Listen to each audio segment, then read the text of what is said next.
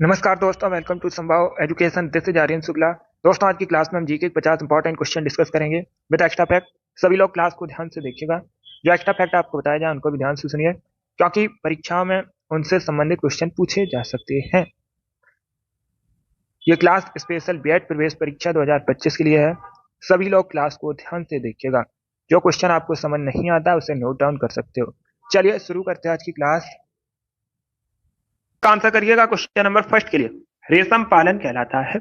क्या correct answer होगा question number first का? तो option number A correct answer है, सेरिकल्चर। यस, रेशम पालन सेरिकल्चर कहलाता है। Option number A correct answer होगा। चलिए आगे बढ़ते हैं। इसका आंसर करिएगा क्वेश्चन नंबर 2 के लिए। भारतीय अर्थव्यवस्था का प्राथमिक क्षेत्र आपको बताना है। बताइए दोस्तों, भारतीय अर्थव्यवस्था जो है का प्राथमिक क्षेत्र क्या है? इसका राइट आंसर क्या होगा? बैंकिंग, न्यायतंत्र, कृषि, या फिर ऑप्शन नंबर डी है सूचना एवं प्रौद्योगिकी विभाग। इस प्रकार से ऑप्शन है। जिसने अभी लाइव सेशन को लाइक नहीं किया है, लाइक कीजिएगा, शेयर कीजिएगा। चैनल पर नए हैं, चैनल को सब्सक्राइब कीजिए, वाल आइकन को प्रेस कीजिए ताकि सभी नोटिफिकेशन आप तक पहुंच सके। इसका right answer option number C होगा, कृषि। कृषि भारतीय अर्थव्यवस्था का प्राथमिक क्षेत्र है। इंपॉर्टेंट क्वेश्चन है, बहुत सी परीक्षाओं में पूछा जा चुका है, वैसे आप लोग याद रखिएगा। सभी जल्दी से आंसर करिएगा क्वेश्चन नंबर 3 के लिए। बताइए राइट आंसर क्या होगा? इनमें से कौन सा एक भारत का प्रवाल द्वीप समूह है? इंपॉर्टेंट क्वेश्चन है, जियोग्राफी संबंधित क्वेश्चन है। सभी जल्दी से आंसर करिए, बताइए इसका राइट आंसर क्या होगा। जिसने अभी लाइव सेशन को लाइक नहीं किया है, लाइक कीजिए, शेयर कीजिएगा। चैनल पर नए हैं, चैनल को सब्सक्राइब कीजिए, वाल आइकन को प्रेस कीजिएगा ताकि सभी नोटिफिकेशन आप तक पहुंच सके। इसका right answer option number D होगा, लक्षद्वीप। भारत का एक प्रवाल द्वीप समूह पूछा गया है, तो जो लक्षद्वीप है एक प्रवाल द्वीप समूह है। डी करेक्ट आंसर होगा। राजधानी पूछी जाती है लक्षद्वीप की, कावरत्ती लक्षद्वीप की राजधानी है। अगर पूछा जाए, सभी लोग ध्यान से सुनिएगा, लक्षद्वीप कहां पर है, तो आप लोग याद रखिएगा ये अरब सागर में है। कहां पर है? अरब सागर में। ऑफिशियल लैंग्वेज भी पूछी जाती है। लक्षद्वीप की ऑफिशियल लैंग्वेज मलयालम है। लक्षद्वीप का हाईकोर्ट अगर पूछा जाए कहां पर है, तो लक्षद्वीप का जो हाईकोर्ट है ये केरला में है। इनको याद रखिएगा, ये एक्स्ट्रा फैक्ट है। यहाँ से आपके 4 से 5 क्वेश्चन कंप्लीट हुए। इंपॉर्टेंट है, परीक्षा में पूछे जाते हैं ये प्रश्न। डी करेक्ट आंसर होगा। Good morning. इसका आंसर करिएगा क्वेश्चन नंबर 4 के लिए। निम्न में से किसे माइक्रो इकोनॉमिक्स के जनक के रूप में जाना जाता है? तो सभी इसका आंसर करिए क्वेश्चन नंबर 4 के लिए। इनमें से किसको माइक्रो इकोनॉमिक्स के जनक के रूप में जाना जाता है? सी करेक्ट आंसर होगा, Alfred Marshall. C correct answer होगा इसका। आप लोग याद रखिएगा, अल्फ्रेड मार्शल को माइक्रो इकोनॉमिक्स के जनक के रूप में जाना जाता है। क्वेश्चन नंबर 4 का option number C correct answer है। अब इसका आंसर करिएगा क्वेश्चन नंबर 5 के लिए। इतिहास से संबंधित क्वेश्चन है, तो सभी इसका आंसर करिए, बताइए राइट आंसर क्या होगा। यस राम कुमारी। सभी जल्दी से आंसर करिए, पहले क्वेश्चन को समझिएगा उसके बाद ही आंसर करिए। जल्दबाजी में आपको आंसर नहीं देना है। बॉम्बे में पहली सूती कपड़ा मिल की स्थापना कब हुई थी? बॉम्बे में पहली जो सूती कपड़ा मिल थी, इसकी स्थापना कब हुई थी? Good morning. तो सभी इसका आंसर करिएगा क्वेश्चन नंबर 5 के लिए। Right answer option number C होगा, 1854 में, 1854 में बॉम्बे में पहली सूती कपड़ा मिल की स्थापना हुई थी। तो option number C correct answer होगा। अब इसका आंसर करिए क्वेश्चन नंबर 6 के लिए। आपको बताना है गुरु नानक देव का जन्म कहां पर हुआ था? गुरु नानक देव सिख धर्म के पहले गुरु थे। एक तो इंपॉर्टेंट क्वेश्चन है, पूछा जाता है सिख धर्म के पहले गुरु कौन थे, तो आप लोग याद रखिएगा गुरु नानक देव। इनका जो जन्म है तलवंडी में हुआ था। कहां पर? सी करेक्ट आंसर होगा, तलवंडी। अगर पूछा जाए वर्तमान में तलवंडी कहां पर है, तो आप लोग याद रखिएगा पाकिस्तान में है। वर्तमान में तलवंडी जो है पाकिस्तान में है, तो सी करेक्ट आंसर होगा इस प्रश्न का। क्वेश्चन नंबर 7 के लिए आंसर करिएगा। हीलियम में इलेक्ट्रॉनों की संख्या बताइए कितनी होती है? हीलियम एक गैस है, नोबल गैस है। पूछ सकते हैं हीलियम किस प्रकार की गैस है? एक अक्रिय गैस है, नोबल गैस है। तो सभी इसका आंसर करिए, बताइए इसका राइट आंसर क्या होगा। He से रिप्रेजेंट करता किया जाता है हीलियम को। सभी जल्दी से आंसर करिए क्वेश्चन नंबर 7 के लिए। इसका right answer option number A होगा, 2। यस, ए करेक्ट आंसर है। हीलियम में इलेक्ट्रॉनों की संख्या होती है 2, तो option number A correct answer होगा। Good morning. इसका आंसर करिए क्वेश्चन नंबर 8 के लिए। किसान पाकिस्तान की उपाधि किस पार्टी को मिली है? सभी जल्दी से आंसर करिएगा, इनमें से किस पार्टी को किसान पाकिस्तान की उपाधि मिली है? तो सभी इसका आंसर करिए क्वेश्चन नंबर 8 के लिए। इसका राइट आंसर ऑप्शन नंबर भी होगा Morarji Desai. Yes, B correct answer होगा। मोरारजी देसाई को निशान पाकिस्तान की उपाधि से सम्मानित किया गया है। बी करेक्ट आंसर होगा। ये भारत के पूर्व प्रधानमंत्री हैं, पूछ सकते हैं मोरारजी देसाई कौन है। भारत के पूर्व प्रधानमंत्री हैं, इनको निशान पाकिस्तान की उपाधि सम्मानित किया गया था। बी करेक्ट आंसर होगा। अब इसका आंसर करिए क्वेश्चन नंबर 9 के लिए। क्वेश्चन नंबर 9 के लिए आंसर करिए। मिडवल हिस्ट्री संबंधित क्वेश्चन है। प्रश्न को समझिएगा। चित्रकारी किसके शासनकाल के दौरान अपने उच्चतर स्तर पर पहुंची थी? जो चित्रकारी थी ये किसके शासनकाल में अपने उच्चतम स्तर पर पहुंची थी? अकबर, औरंगजेब, जहांगीर या फिर शाहजहां? तो इसका right answer option number C होगा, जहांगीर। एक मुगल शासक था, इसके शासनकाल में जो चित्रकारी थी अपने उच्चतम स्तर पर थी। सी करेक्ट आंसर होगा। क्वेश्चन नंबर 9 का option number C correct answer होगा। अब देखिएगा, एक क्वेश्चन और पूछा जाता है। प्रश्न इस प्रकार से पूछा जाता है, ये किसका कथन है, किसने कहा था जो चित्रकला का शत्रु है वह मेरा शत्रु है? तो आप लोग याद रखिएगा, जहांगीर ने कहा था जो चित्रकला का शत्रु है वह मेरा शत्रु है। ये भी आप लोग याद रखिएगा। इसका आंसर करिएगा क्वेश्चन नंबर 10 के लिए। सिरका का केमिकल फॉर्मूला बताइए क्या होता है? आपको सिरका का केमिकल फॉर्मूला बताना है। साइंस से संबंधित क्वेश्चन है, तो सभी जल्दी से आंसर करिए। बताइए इसका राइट आंसर क्या होगा।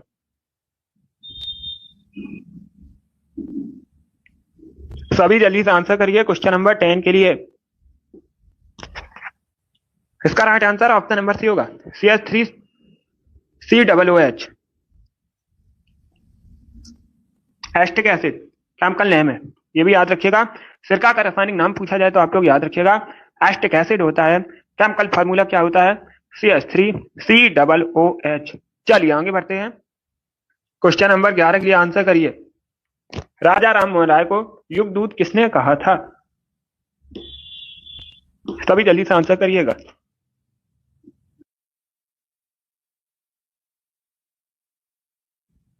ये क्वेश्चन नंबर 11 है। इसका राइट आंसर ऑप्शन नंबर भी होगा, Subhash Chandra Bose. B correct answer होगा। सुभाष चंद्र बोस ने राजा राम मोहन राय को युग दूत कहा था, तो option number B correct answer है। अब इसका आंसर करिए क्वेश्चन नंबर 12 के लिए। भारत का कौन सा राज्य, प्रश्न को समझिए, आपको भारत के उस राज्य का नाम बताना है जो तीनों ओर से नेपाल, चाइना, भूटान से घिरा है। तो सभी इसका आंसर करिए क्वेश्चन नंबर 12 के लिए। इसका right answer option number C होगा, सिक्किम। या सिक्किम भारत का जो राज्य है ये तीनों ओर से नेपाल, चाइना, भूटान से घिरा है। सी करेक्ट आंसर होगा। अगर पूछा जाए सिक्किम की राजधानी तो आप लोग याद रखिएगा गंगटोक सिक्किम की राजधानी है। इसका आंसर करिए क्वेश्चन नंबर 13 के लिए। रविन्द्रनाथ टैगोर का जन्म कब हुआ था? रविन्द्रनाथ टैगोर पहले भारतीय व्यक्ति हैं जिनको नोबेल प्राइज मिला था। कब मिला था? 1913 में मिला था। किस क्षेत्र में मिला था? तो आप लोग याद रखिएगा साहित्य के क्षेत्र में मिला था, गीतांजलि के लिए। इसका right answer option number A होगा, 1861। यस, ए करेक्ट आंसर होगा 1861 में रविन्द्रनाथ टैगोर का जन्म हुआ था। तो ऑप्शन नंबर ए इसका राइट आंसर। 14 के लिए, भारत का प्रथम व्यक्ति बताइए कौन होता है? भारत का प्रथम व्यक्ति आपको बताना है कौन होता है भारतीय संविधान के अनुसार। इसका right answer option number A होगा, president. Yes, A correct answer है। जो राष्ट्रपति है भारत का प्रथम व्यक्ति होता है। अभी इसका आंसर करिए क्वेश्चन नंबर 15 के लिए। कैलाश सत्यार्थी को किस क्षेत्र में नोबेल प्राइज मिला था? तो इसका right answer option number D होगा, शांति के क्षेत्र में मिला था 2014 में। डी करेक्ट आंसर होगा इसका। ऑप्शन नंबर डी इसका राइट आंसर है। अब इसका आंसर करिए क्वेश्चन नंबर 16 के लिए। बताइए इसका राइट आंसर क्या होगा। धूपगढ़ चोटी जो है भारत में कहां पर स्थित है? राज्य बताना है आपको, स्टेट बताना है किस राज्य में है। राजस्थान में, मध्य प्रदेश में, उत्तर प्रदेश में या फिर गुजरात में? तो इसका राइट आंसर ऑप्शन नंबर भी होगा, मध्य प्रदेश में। बी करेक्ट आंसर होगा। धूपगढ़ चोटी जो है ये मध्य प्रदेश में स्थित है। Option number B correct answer होगा। अब इसका आंसर करिएगा क्वेश्चन नंबर 17 के लिए। सब इसका आंसर करिए। क्वेश्चन बायोलॉजी संबंधित क्वेश्चन है। आपको बताना है ऑक्सीजन की कमी के कारण मानव शरीर में सबसे पहले कौन सा होता है? तो सभी इसका आंसर करिए। बताइए इसका राइट आंसर क्या होगा।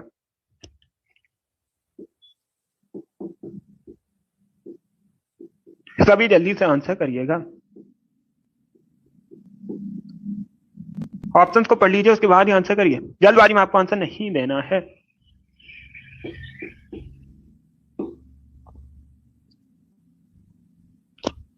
इसका right answer option number D होगा, ब्रेन। डी करेक्ट आंसर होगा। आप लोग याद रखिएगा, मानव का जो ब्रेन है ऑक्सीजन की कमी के कारण सबसे अधिक प्रभावित होता है, सबसे अधिक पूछा गया था, तो ब्रेन करेक्ट आंसर होगा इसका। मस्तिष्क, डी करेक्ट आंसर होगा। अब इसका आंसर करिएगा क्वेश्चन नंबर 18 के लिए, गौतम बुद्ध के गृह त्याग का प्रतीक क्या है? सभी जल्दी से आंसर करिए, क्या पूछा गया है? गौतम बुद्ध के गृह त्याग का प्रतीक क्या है? इसका राइट आंसर क्या होगा दोस्तों? घोड़ा, हाथी, बैल या फिर भेड़? तो ऑप्शंस को पढ़ लीजिएगा, उसके बाद ही आंसर करिए। इसका right answer option number A होगा, घोड़ा। ए करेक्ट आंसर होगा। चलिए आगे बढ़ते हैं। अब इसका आंसर करिएगा क्वेश्चन नंबर 19 के लिए, भारत की जो 5वीं पंचवर्षीय योजना थी, मुख्य उद्देश्य क्या था इसका? अभी जल्दी से आंसर करिए। देखिए, परीक्षा में एक बार इस प्रकार से क्वेश्चन पूछा गया था, जब भारत में 5वीं पंचवर्षीय योजना शुरू हुई थी, उस समय प्रधानमंत्री कौन थी? तो आप लोग याद रखिएगा, इंदिरा गांधी भारत की प्रधानमंत्री थी, और मुख्य उद्देश्य था गरीबी उन्मूलन। गरीबी हटाओ का नारा भी दिया गया था इसी पंचवर्षीय योजना के दौरान, ये भी आप लोग याद रखिएगा। क्वेश्चन नंबर 20 के लिए आंसर करिए, वी आकार की घाटी किससे बनती है? वी आकार की घाटी है, ये किससे बनती है? नदियों द्वारा बनती है। सी करेक्ट आंसर होगा इसका। सी करेक्ट आंसर होगा, नदी करेक्ट आंसर होगा इसका। इसका आंसर करिए क्वेश्चन नंबर 21 के लिए, टाइटन किसका उपग्रह है? टाइटन जो है ये किसका उपग्रह है? बृहस्पति, शुक्र, शनि या फिर मंगल? तो सभी इसका आंसर करिएगा क्वेश्चन नंबर 21 के लिए, टाइटन किसका उपग्रह है, ये पूछा गया है। इसका right answer option number C होगा, शनि, सैटर्न का उपग्रह। सी करेक्ट आंसर होगा। अब इसका आंसर करिएगा क्वेश्चन नंबर 22 के लिए, बाइचुंग भूटिया। तो सभी इसका आंसर करिए क्वेश्चन नंबर 22 के लिए, क्या पूछा गया? बाइचुंग भूटिया किस खेल से संबंधित है? तीरंदाजी, हॉकी, शूटिंग या फिर फुटबॉल?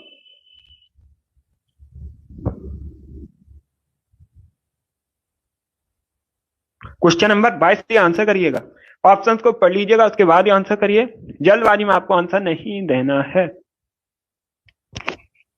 बहुत अच्छे, डी करेक्ट आंसर होगा, ये फुटबॉलर है। ऑप्शन नंबर डी इसका राइट आंसर, आप लोग याद रखिएगा, ये एक भारतीय फुटबॉलर है, Bhaichung Bhutia. D correct answer होगा। अब इसका आंसर करिए क्वेश्चन नंबर 23 के लिए, इतिहास से संबंधित क्वेश्चन है, सभी जल्दी से आंसर करिएगा। बांडीवास का युद्ध किसके किसके मध्य हुआ था, ये पूछा गया है। बांडीवास का युद्ध जो है किसके किसके मध्य हुआ था? इसका राइट आंसर क्या होगा? क्वेश्चन नंबर 23 है, इसका right answer option number A होगा, अंग्रेजों और फ्रांसीसियों के मध्य हुआ था। क्या करेक्ट आंसर होगा? ऑप्शन नंबर ए इसका राइट आंसर है। बांडीवास का युद्ध जो है 1761 में हुआ था, किसके किसके मध्य हुआ था? अंग्रेजों और फ्रांसीसियों के मध्य हुआ था। इसमें जीत किसकी हुई थी पूछ सकते हैं, अंग्रेजों की जीत हुई थी, हार किसकी हुई थी? फ्रांसीसियों की। ये भी इंपॉर्टेंट है। इसका आंसर करिए क्वेश्चन नंबर 24 के लिए, शेर शाह के बचपन का नाम क्या था? तो फरीद खां करेक्ट आंसर होगा। शेर शाह के बचपन का नाम था फरीद खां। ऑप्शन नंबर इसका राइट आंसर है। इसका आंसर करिए क्वेश्चन नंबर 25 के लिए, ड्यूस शब्द जो है ये किस खेल से संबंधित है? लॉन टेनिस, क्रिकेट, बेसबॉल या फिर हॉकी?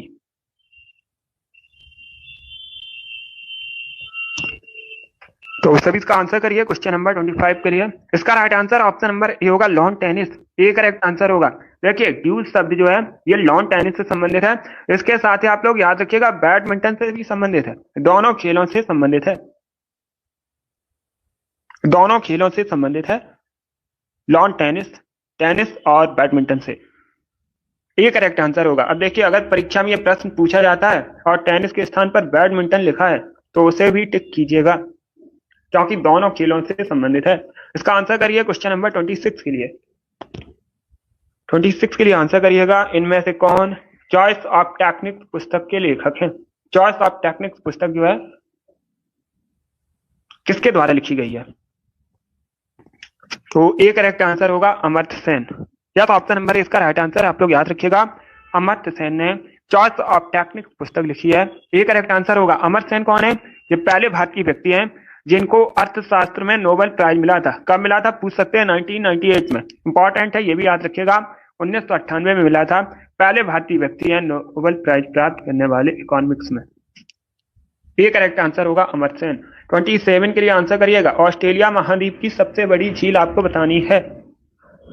ऑस्ट्रेलिया महाद्वीप की सबसे बड़ी झील कौन सी है? आयर झील। ये करेक्ट आंसर होगा। इसका आंसर करिएगा क्वेश्चन नंबर 28 के लिए। यूरो कप किस खेल से संबंधित है? क्रिकेट, पोलो, फुटबॉल या फिर बैडमिंटन? तो right answer option number C होगा फुटबॉल। फुटबॉल से संबंधित है यूरो कप। और अगर पूछा जाए, सभी लोग ध्यान से सुनिएगा, फुटबॉल की एक टीम में खिलाड़ियों की संख्या कितनी होती है? 11 होती है। इंपॉर्टेंट है। फ्रांस का राष्ट्रीय खेल पूछा जाता है। फ्रांस का जो राष्ट्रीय खेल है ये फुटबॉल है। इंपॉर्टेंट है, इसे भी याद रखिए। चलिए इसका आंसर करिए क्वेश्चन नंबर 29 के लिए।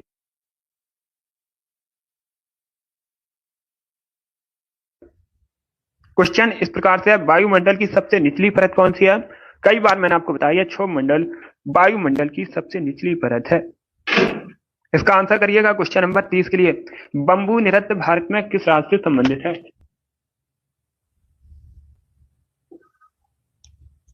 बंबू नृत्य जो है ये किस राज्य में प्रसिद्ध है?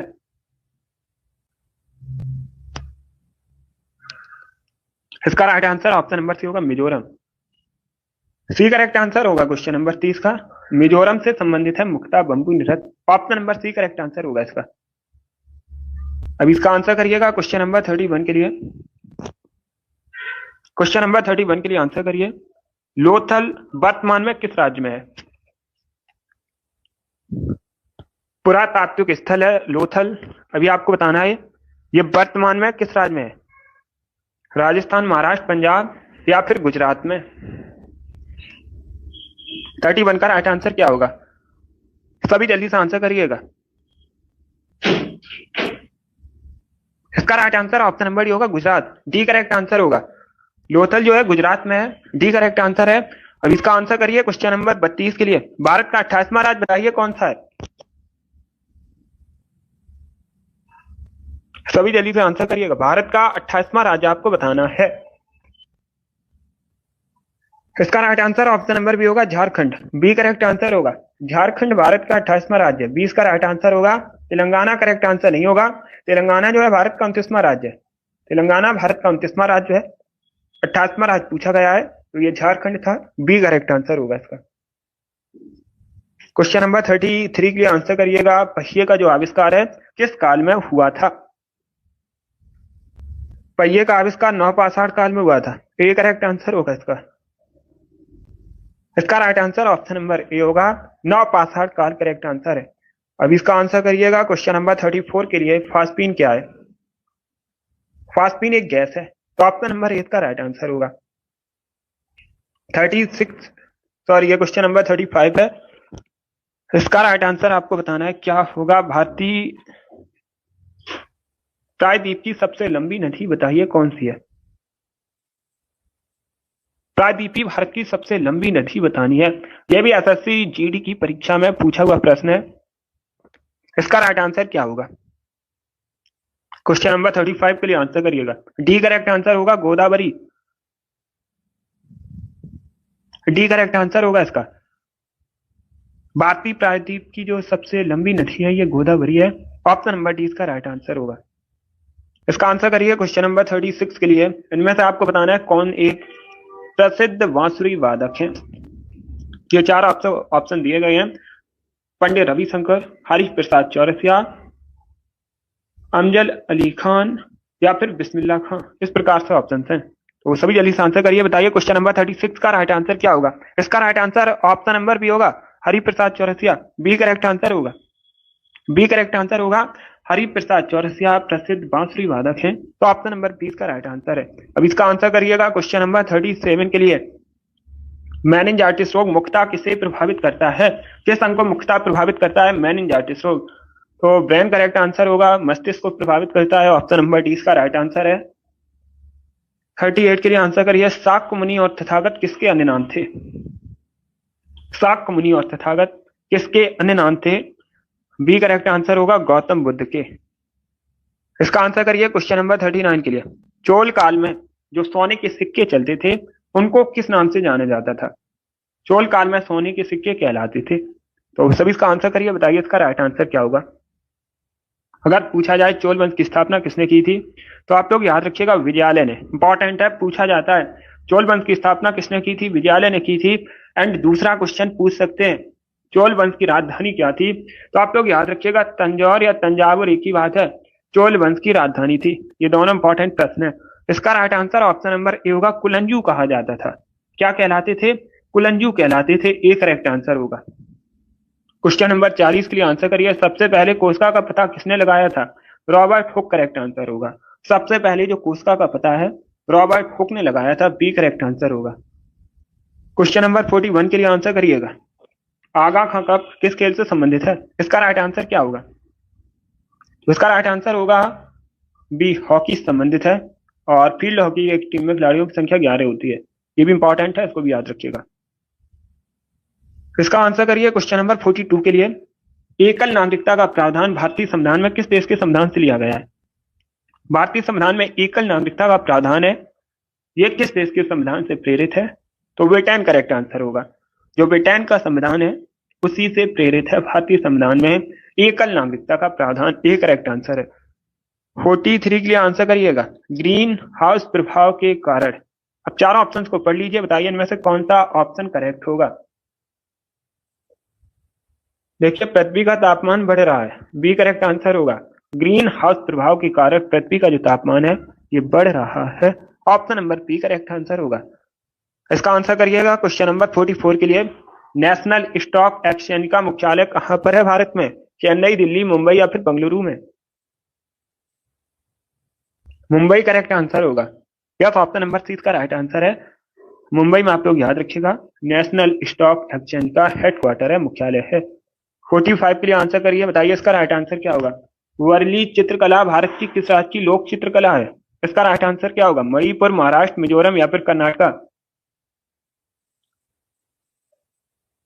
वर्ली चित्रकला जो है ये मुख्यतः भारत के किस राज्य से संबंधित है, किस राज्य की लोक चित्रकला है? तो इसका right answer option number B होगा, महाराष्ट्र। बी करेक्ट आंसर होगा। यस, मुख्यतः महाराष्ट्र से संबंधित है, 20 का राइट आंसर है। अब इसका आंसर करिए क्वेश्चन नंबर 46 के लिए, इतिहास से संबंधित क्वेश्चन है। किसके शासनकाल में सबसे अधिक मंगोल आक्रमण हुए थे? आपको उस शासक का नाम बताना है जिसके शासनकाल में सबसे अधिक मंगोल आक्रमण हुए थे। इसका राइट आंसर क्या होगा? अलाउद्दीन खिलजी करेक्ट आंसर होगा। अलाउद्दीन खिलजी के शासनकाल में सबसे अधिक मंगोल आक्रमण हुए थे, बी करेक्ट आंसर होगा इसका। अब इसका आंसर करिएगा क्वेश्चन नंबर 47 के लिए, अष्टाध्याय के लेखक बताइएगा। सभी जल्दी से आंसर करिएगा, अष्टाध्याय के लेखक आपको बताने हैं कौन है? वेद व्यास, पाणिनि,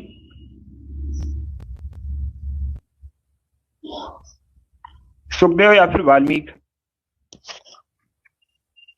इसका right answer option number B होगा, पाणिनि। बी करेक्ट आंसर होगा इसका, ऑप्शन नंबर बी। यस, अब इसका आंसर करिएगा क्वेश्चन नंबर 48 के लिए, उजनी डैम ये आपको बताना है किस राज्य में, आपको स्टेट बताना है, राज्य का नाम बताना है। मध्य प्रदेश, आंध्र प्रदेश, उत्तर प्रदेश या फिर महाराष्ट्र में? तो उसका right answer option number D होगा, महाराष्ट्र में है Ujani dam. D correct answer होगा क्वेश्चन नंबर 48 का। अब इसका आंसर करिएगा क्वेश्चन नंबर 49 के लिए। क्वेश्चन नंबर 49 के लिए आंसर करिएगा, सरकारी आयोग ने अपनी रिपोर्ट का प्रस्तुत की थी। परीक्षा में इस प्रकार से क्वेश्चन पूछा जाता है, सरकारी आयोग किससे संबंधित है? तो आप लोग याद रखिएगा केंद्र और राज्य संबंध से संबंधित है। इंपॉर्टेंट है, पूछा जाता है प्रश्न। और पहली अपनी रिपोर्ट पूछा गया कब प्रस्तुत की थी, तो बी करेक्ट आंसर होगा 1988 में, 1988 करेक्ट आंसर होगा इसका। क्वेश्चन नंबर 49 का option number B correct answer है 1988। इसका आंसर करिए क्वेश्चन नंबर 50 के लिए, आज का लास्ट क्वेश्चन है, उर्दू किस भाषा का शब्द है? सभी जल्दी से आंसर करिए क्वेश्चन नंबर 50 के लिए, उर्दू किस भाषा का शब्द है? तुर्की, फारसी, अरबी या फिर संस्कृत?